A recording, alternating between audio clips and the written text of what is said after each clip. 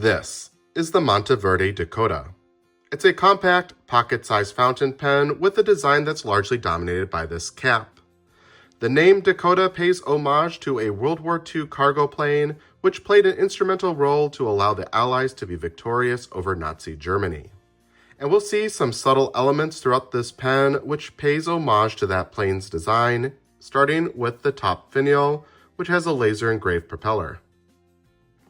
The clip is a bent metal clip. It is a nice swooping design with a flare out at the bottom. However, it's quite stiff and a little bit hard to get over anything other than a few pieces of paper. The cap, again, is long and tapers down to the bottom where we can see Monteverde, USA, Dakota. There's a little metal band and then a step down to the barrel, and the cap pulls off to reveal a fully exposed number 5 size Yovo-made nib. It has the Monteverde Mountain logo. It says Monteverde and an F for fine, but you can get this in a variety of other sizes. And on the back, we can see a black plastic feed. The grip section is black, contrasting the rest of the pen body. It starts with a flare out and then it tapers to a metal band. The rest of the pen body is made out of steel and it has 2 distinct sizes, a thin straight portion followed by a metal band with a step up to a thicker portion that tapers down to the end finial. Towards the front of that larger portion, we can see black and white striping, which mimics the pin striping that we see on the Dakota plane. However, if you get this pen in a different color, it will not have those pinstripes. And the end finial is made out of a chrome piece with a flat edge. In the hand, the pen is well balanced with good heft thanks to its metal construction. For me, with medium-sized hands, I find it very comfortable to use in this form for short notes as well as long writing sessions. But because this pen is designed to be a pocket pen, naturally it does accommodate a cap. And in its posted form, it is a bit longer. For me, with medium-sized hands, I find it backweights the pen a little bit. But if you have larger hands, I think you'll find it perfectly comfortable in this form. If you have smaller hands, though, I think you're going to prefer using this in the unposted form. In terms of size comparisons, here's the Dakota, a typical Pilot G2 rollerball pen, and your standard Sharpie. Before we disassemble the Monteverde Dakota, I want to take a moment to compare it with a few other compact fountain pens. First up, I have the Kaweco Brass Sport. This is a very popular pocket-sized fountain pen. It's available in a variety of finishes, and today I have it in brass. Unlike the Dakota, this one does not come with a clip, but you can purchase one separately. It slides over the top of this cap. And in its cap form, we can see it's quite a bit shorter than the Dakota. Next up, I have the Pilot E95S. This is the only pocket-sized fountain pen that Pilot makes. It has a nice spring-loaded clip. It's primarily made out of resin, but the cap here is made out of metal. And we can see in its cap form, the proportions are very similar to the Dakota, but it is a little bit shorter. I also wanted to pull in a vintage Pilot. This is the Volex, which is a cousin to the E95S. This one is from the 1980s. And I wanted to pull this one in because the styling reminds me a lot of the Dakota. Not only is this made out of mostly stainless steel, but it also has similar stripes. This one has a clip which is wide and looks like it should be spring-loaded, but it is also a bent metal clip. However, this one is quite a bit more functional than the Dakota. And to round things off, I have the Pelican M200. Now this one is a bit of an outlier compared to the rest. It's not directly advertised as a pocket pen. It's also the only pen that's not a cartridge converter pen. This one has an internal piston filler. And then in terms of clips, it has a flare out similar to what we saw on the Dakota. It is also a bent metal clip, but it's much more springy and functional than the Dakota, in my opinion. In terms of the size of this when it's capped, it's just about the same length as the Dakota. Let's take a look at these pens with their caps removed. The middle 3 pens have caps that pull off, the outer 2 have caps that unscrew, and in the uncapped form, we can see a variety of sizes here. The Dakota is most similar to the length of the M200. The 2 Pilots are basically the same length, but they're significantly shorter than the Dakota, and the Kaweco Sport is a bit shorter than the Pilot. In terms of nibs, the E95S is the only one with an inlaid nib, and it's also the only one that's gold. The rest are made out of stainless steel. In terms of grip sections, by far the shortest grip section is on the Kaweco. The E95S and the Volex both have the longest grip sections. The Dakota has a grip section that has a flare out and then it stops right here, but I would say that the rest of this length is also effectively a grip section, and it has a very similar step up to the barrel to what we see on both of the Pilots. Let's take a look at these pens with their caps posted. All caps post deeply and securely. The Kaweco is the shortest pen when it's posted, and the Dakota is by far the longest. No tools are required to disassemble the Dakota, but you might find gripping materials are useful to have. The cap pulls off, and if we take a look inside, we'll see towards the bottom there is a step up with a small plastic cap liner. There's not an easy way to remove it, so for typical cleaning, I run this under warm water. If I see really stubborn ink stains, I might soak it with a bit of mild detergent. But I want to note that I was also quite surprised to see that there are no leaf springs inside this cap. For comparison, here's the Pilot E95S. If we look inside the cap, we can see there are a series of leaf springs towards the top, and those help align this cap to the body, so that no matter what angle you are attaching this cap in, it still self-aligns and slides in beautifully. With this one, however, I find if you don't quite have the components lined up properly, that they do tend to get hung up in this cap thanks to that step up at the bottom. So just something to note. In order to remove the barrel, it simply unscrews from the grip section. And there we can see the included converter, which pulls straight out. This is a compact international converter. It's not quite the length of a standard international converter. I'm not quite sure why Monteverde decided to include that. And the reason that I say that is that this pen is able to accept not only a full-size converter, but a full-size international cartridge. I'll attach an empty one just for demonstrations, and then we'll screw it back in. And you can see, even though this pen appears to be a pocket pen, it actually can accept a full-size cartridge. Let me go ahead and remove that. In terms of this particular converter, I haven't found an easy way to disassemble it, so for cleaning, I tend to just use a blunt needle syringe to force some water into the chamber. For the grip section, the nib and feed can be unscrewed from the front. And we can see that they are held in place in this nib collar. If we grab them with our gripping materials, we can pull them straight out. And then they separate just like that. At this point, the pen is fully disassembled. In order to reassemble, I'm going to start with the nib unit. The feed has a flat, which lines up with a flat on the nib collar.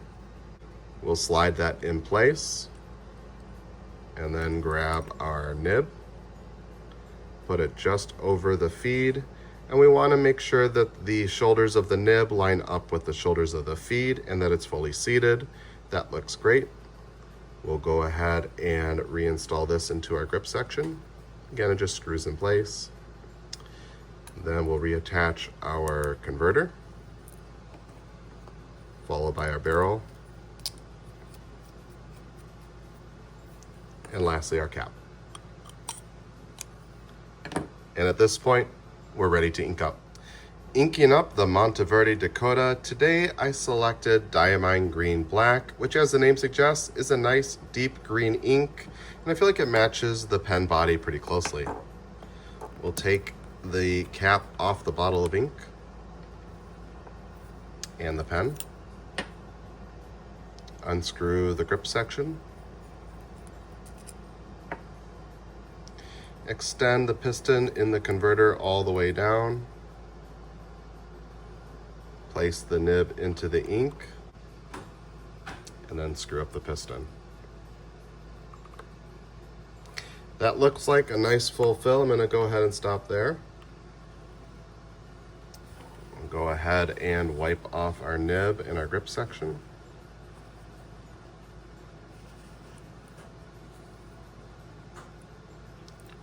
Cap up our bottle of ink.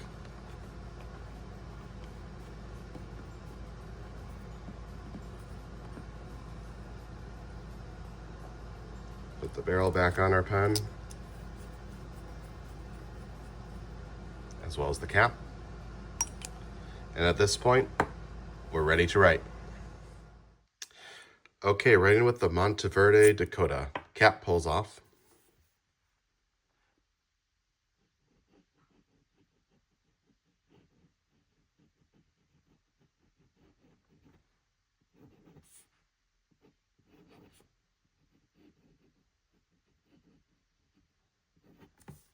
And today we're writing with a stainless steel fine nib.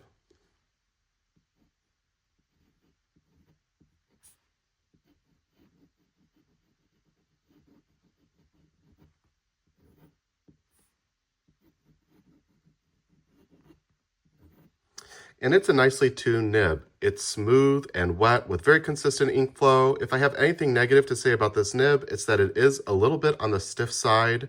However, unfortunately, this nib did not come out of the box that way. I found that it was a very smooth nib, but the ink flow was quite dry and it often skipped. When I inspected this under magnification, I found that the tines were very well aligned. However, they were a little bit too tight. So I took some brass shims, spread out those tines. It took me about 2 minutes, and once I did, the ink flow opened up and it became a great writer. In terms of our ink, today we have one from Diamine, and it is called Green Black.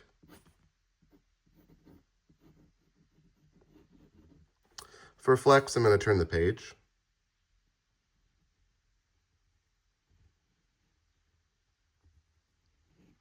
Not much line variation to be had. Again, it's a fairly stiff steel nib, which I think is okay. I personally prefer that for short notes. And then for reverse writing, very scratchy. You do get a thinner line, but it's at the sacrifice of your writing experience. So for me, with this particular pen at least, I would not consider it a good reverse writer.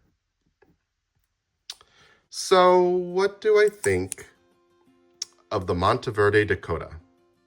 I like many aspects of this pen. I love its compact form factor. That makes it a very easy travel companion. And I think that it has a very cool history, paying homage to the Douglas C-47 Skytrain, again, also known as the Dakota. I am personally a descendant of 2 World War II veterans, so when I look at this pen, I do tend to think of them and have a bit of nostalgia. I also really like that this pen is able to not only fit a converter that is easy to check your ink level in. That's something I couldn't say about the Pilot E95S, but I also like that there's extra space in this barrel to accommodate not only a full-size converter, but also a full-size cartridge. And I love how easy this is to disassemble. You don't need any special tools. You can not only remove that converter, but you can easily remove the nib and feed for typical cleaning and maintenance. And speaking of that nib, I love that this is a JoWo nib. That means that it's very easy to swap in other nib sizes and have a fantastic writing experience.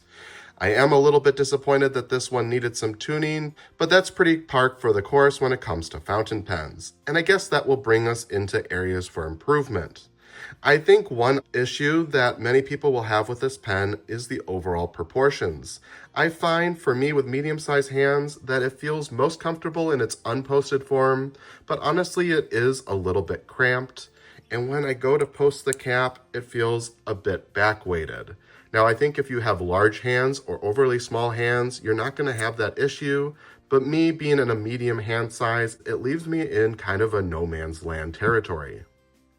So in order to remedy that, I wish that Dakota maybe would have considered making this cap out of aluminum instead of steel so that it was a little bit lighter when it came to the posting experience. And I mentioned how I like that the converter is able to be easily viewed. However, because this barrel extends so far up, I find that the converter tends to kind of get hung up on this barrel as opposed to the Pilot E95S, which has the grip section extend all the way down to this metal band. And the other thing that kind of concerns me, or at least confuses me with this pen, is why Monteverde went to the trouble of developing a compact converter when they could have fit a full-size converter into this barrel no problem. And while we're drawing parallels with the E95S, I mentioned this during the disassembly portion of this video. I'm not really sure why Monteverde decided to not include leaf springs in this cap. And the result is that it can be a little bit challenging to orient this if you don't have each component lined up just perfectly.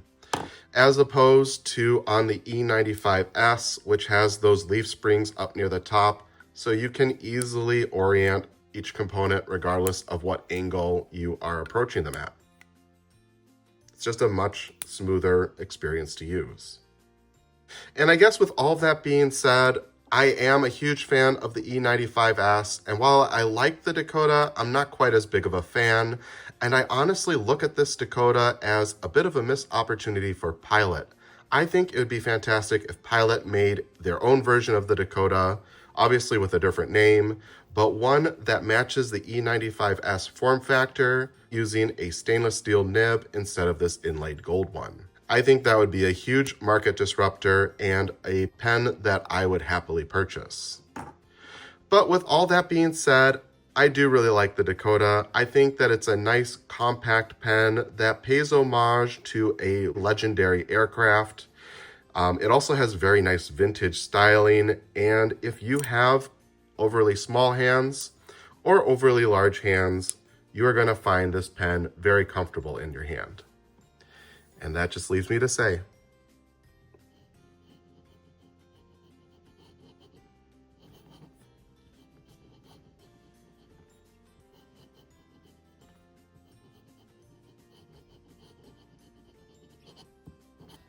thank you for watching.